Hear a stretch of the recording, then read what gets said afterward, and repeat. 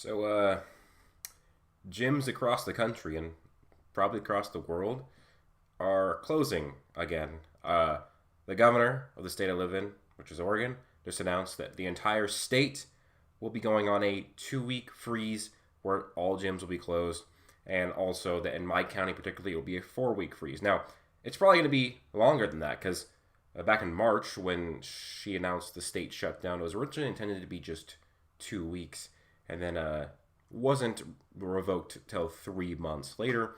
So I wouldn't be surprised if this goes longer than 4 weeks. So essentially, I can't go to the gym I go to anymore. Luckily, back there, I got my own gym that I train clients in. So I'll just start training in my own gym on my own time when I'm going to work out. So that doesn't really affect me too much. I can essentially do all of my same exercises in my own gym. And so I'll probably just be doing that instead. But I'm lucky. Most people don't have their own personal training studio, so they're not going to be working out, at least at normal levels, in the meantime. So I want to make this video discuss some things and kind of say what you can do that is viable. Because I could say, oh, just go buy some equipment. Equipment is in extremely high demand. It was expensive to get my gym together because it was still in the midst of COVID. So all equipment for fitness is marked up heavily because everybody wanted their own equipment because the demand was so high. So one thing I do want to mention though is we need better politicians. Like, I don't know, I don't want to get, like, I guess too political. I feel like there should be just as much, or actually way more criticism of politicians. You have the Black Lives Matter movement and you have them going against police organizations. Politicians are far worse and far corrupt. It's just they don't generally actually do the killing themselves of, unarmed black people or even unarmed white people of any race. I don't know why politicians don't get more shit. They really should. Most politicians are incompetent and stupid when it comes to actual politics. They may be smart in different fields, like they could make really good money or stuff like that, but they're generally not good politicians. And we need to make them more accountable. We need to hold them way more accountable. Because for one, in my county, all fitness businesses are forced to be closed. The thing is that I do one-on-one personal training. So the likelihood that, I will be a super spreader or my clients will be super spreaders of COVID is not high because it's one-on-one personal training. I write down my equipment. Not a single one of my clients has gotten COVID while I've trained them. From my knowledge, I've never gotten COVID. And the thing is that, this is good because my sister she works at a salon. Salons are allowed to open with no restrictions, which, like I said, that's good. I'm really glad that. But it's absolutely stupid. It makes no logical sense whatsoever that I can't train people legally now. It makes no sense. In fact, it's actually safer for me to train people because when I train people in the gym, I don't have to be right next to them.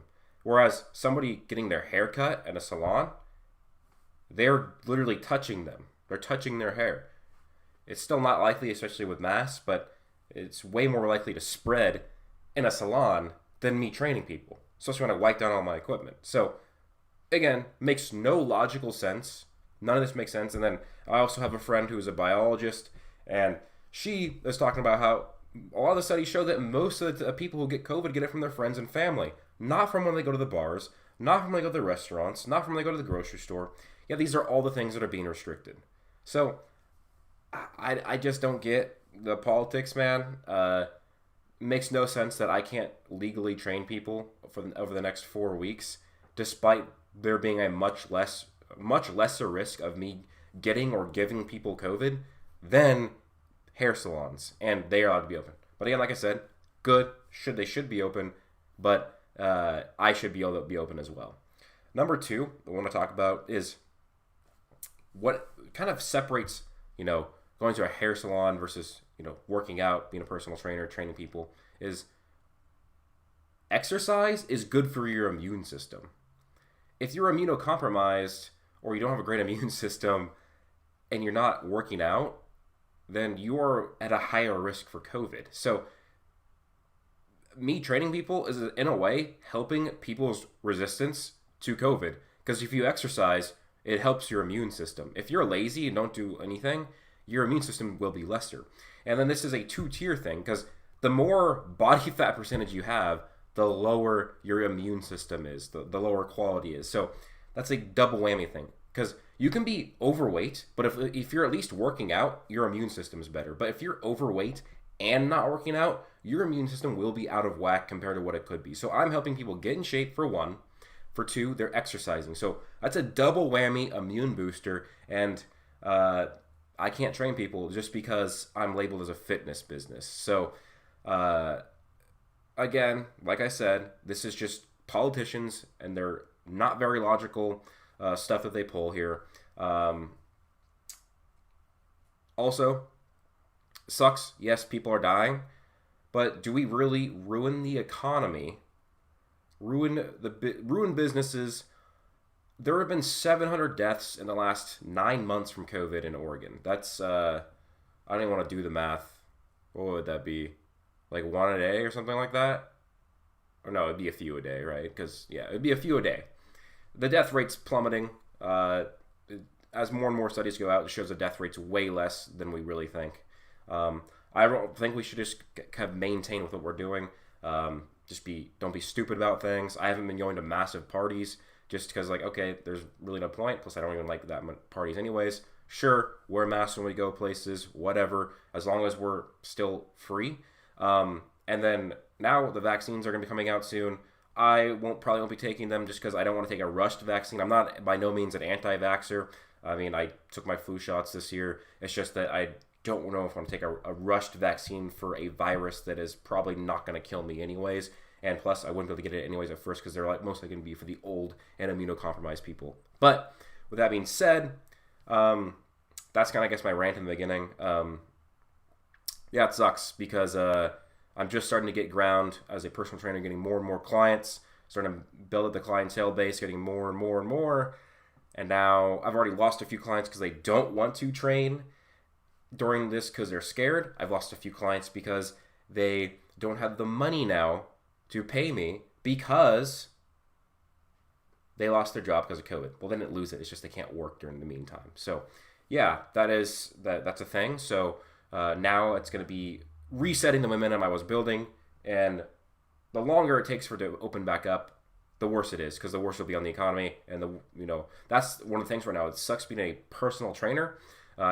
Definitely chose the wrong time to do a personal trainer or become one because a lot of people don't have the capital to hire a personal trainer right now, and or if they do have it, they are not confident because they're not confident that another wave is going to hit of COVID, and then they're not going to have enough money. Because for the last few months, I've been scared that another wave was going to hit, and then more shutdowns are going to happen. Now we're here, going to have a 4-week freeze where I'm not supposed to train people. So yeah, if you guys want to hire me online, that would really help out a lot. Now, luckily, I'm not going to be completely screwed because I still make passive income from my other YouTube channel, but it's definitely not the best scenario. So if you want online personal training, I can help you even if you don't have access to a lot of the equipment because I know how to program you bodyweight exercises, and I can get you in shape with no weights just by helping you with cardio and diet. So that's going to be what I'm going to get into now. Okay, what do we do? What are we supposed to do, guys? COVID has shut down the gyms. Well, for one, if you have access to a home gym or somebody else's home gym, a close friend that's in your inner circle, because my state is saying, oh, don't hang out with more than 6 people or whatever, then use theirs. If not, maybe you have some dumbbells laying around. Maybe you have something. You can use those and just do any exercise you can with them. And what you will need to do is generally what's going to happen for a lot of people, if they have any equipment whatsoever, is it's going to be maybe some dumbbells. It's not going to be nearly enough to provide the stimulant just for doing normal reps on your body. So let's say, for example, when you go to the gym, you do sets of 50 pounds for dumbbell bench press, and you only have 20 pounders. Well, that's not going to be enough. So to kind of circumvent that, what you have to do is add a bit more reps. For example, if you're doing 8, do 12 to 15, and then you're going to do maybe an additional set, and you want to go extremely slow with the dumbbells. During the last shutdown, when I only had dumbbells up to 50 and that was too light for me, I actually had somebody come over and put their weight on the dumbbells to simulate extra weights. So if you have a buddy, this honestly isn't the safest alternative, but if you're smart about it, make sure they only do a little bit of extra weight, and it can work because it's still a stimulant. You can do a bunch of different things, but you can just do body weight exercises. Body weight exercises will not be terrible at maintaining your current musculature. So, for example, for a chest day, do a bunch of variations of push-ups. You can do different ones where you put your feet up on the table, so you're doing like inverted push-ups. And then again, you want to do your push-ups at a slower pace to actually get that stimulus on your muscle to build. Or you're probably not gonna struggle building muscle if you were previously lifting weights, but it can help maintain it. If you do nothing, you're gonna lose your muscle faster. If you at least do body weight exercises a couple times a week for each muscle group, it'll at the very least maintain it, or at the very least it'll slow down. It very well could maintain it, and if you're lucky, maybe you have that really good genetics, or maybe you have a dumbbell laying around, you're able to be smart with it, then you can put on maybe a little bit of muscle. But it sucks because I'm not really going to suggest you go buy equipment. It's not viable. What are you going to go buy? Everything's going to be marked up unless if you're buying a complete like home gym system that's like a machine, like a Vectra, like I have. That's a lot of money to throw down for maybe only 1 to 2 months of its actual use. So I'm not really going to suggest to go buy anything. One thing I would suggest though, and this is going to be very practical. I actually bought some of these, and I actually use these with a lot of clients because they're really useful, is buy some resistance bands. These worked actually quite well. I remember when on vacation for a week, I used these, and while it wasn't nearly as good as just going to the gym and lifting weights, it was good. I still, got a pump going. I felt good. When I came back to the gym after a week off doing the resistance bands, I didn't really lose any strength, so it was good for maintenance at the very least. So I would buy some resistance bands. So go to Amazon, buy resistance bands, maybe buy a medicine ball, that's kind of cheap, buy a stability ball, whatever. Those won't be too expensive. Don't go buy dumbbells. Don't go buy a bench with a barbell and some weights. It's going to be way too expensive. It's not going to be worth it. I mean, unless if you have a bunch of capital laying around, like you're a baller, then don't do that, because even if it's just a few months, it's not necessarily going to be worth it to go spend a lot of money on all that stuff. Now, like I said, resistance bands, just do your exercises that you can with those resistance bands. You can do flies with resistance bands. You can do shoulder lateral raises. You can do shoulder press. You can do curls.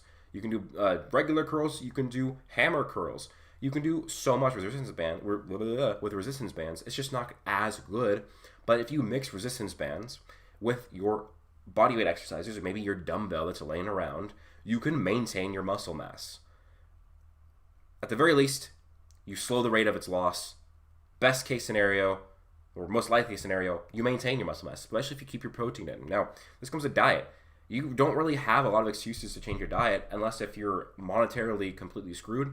That just means you might have to eat less food, which can be good or bad depending on what you're going for. Now, again, protein powder is cheap. I would get that. You might have to have more protein powder than actual meats to get the majority of your protein, because if you're just like maybe $1 per gram of protein, protein powder is way cheaper than getting chicken, beef, turkey, any of that. So you might want to get more protein powder and have that as one of your main sources of protein instead of getting meat. So maybe if you only had one protein shake a day, you might need to have two just to save money, because protein, you look at the container, $50 for container, that might seem expensive, but per like scoop of protein or per protein shake, it's actually quite good.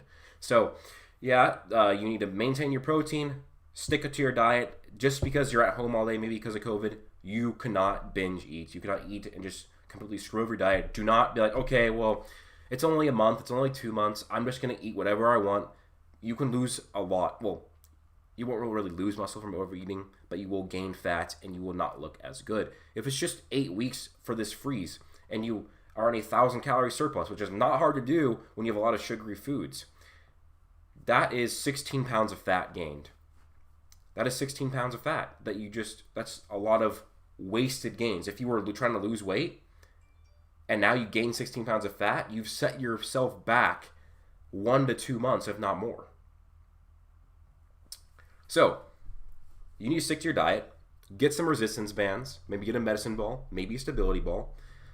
Find your old dumbbell laying around, and you don't have to use dumbbells. If you have old milk jugs, maybe fill it with sand.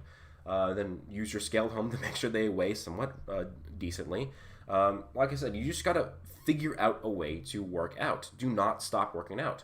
If you are scared of COVID, you need to keep working out. It'll, for one, being in shape helps your immune system. For two, exercising helps your immune system. So it's a double whammy if you do that. So stay in shape, keep working out, do what it takes. And then as for cardio, it's not really changed. You can go out, go for a walk. You can go out, go for a jog. There's really no excuses. Sometimes I literally will walk around my house at night because I'm like, oh, I just realized I had like 150 too many calories today. I'm just gonna walk around the living room, walk back and forth. I'll turn my Apple Watch on. I'll track it. I'll burn 150 calories, and it's like I never even ate that thing. So there's no excuses. For cardio, there's really no excuses. I mean, unless if you live in intense weather scenarios, there's no excuses for cardio. You can go on a walk, especially if you want to improve the efficiency. Go on a walk or a jog in hilly areas because the elevation will rapidly increase the caloric burn. You can even burn more calories going downhill as long as you don't use the momentum. A lot of people don't realize. They think that, like, say if you walk or jog downhill, that it's easier because you're going down, so you have like more momentum going down.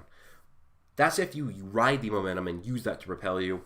But if you are using your muscles to stabilize and slow yourself down from not going too fast to where it's like too fast to like stop, it's more work because your muscles are stopping your weight from going that fast. So go find hilly areas. Whenever you go outside to do cardio walks, I will actually go and walk up and down a hill. It's a really steep incline. I think it's like 20%. It's a pretty big incline, and so that burns calories really fast. In fact, incline walks are one of my favorite forms of cardio because I burn nearly as much as jogging, but it's way less of a toll on my body, and I can carry conversation quite well. I can way easier listen to YouTube videos, podcasts, or music, whereas when I'm jogging, not only is that louder, but it's just harder to concentrate. So you have no excuses for cardio unless if you're living in a tense weather area.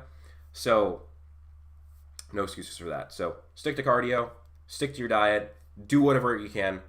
So like I said, get resistance bands. I will even link the ones I got for myself and now I use for my clients a lot.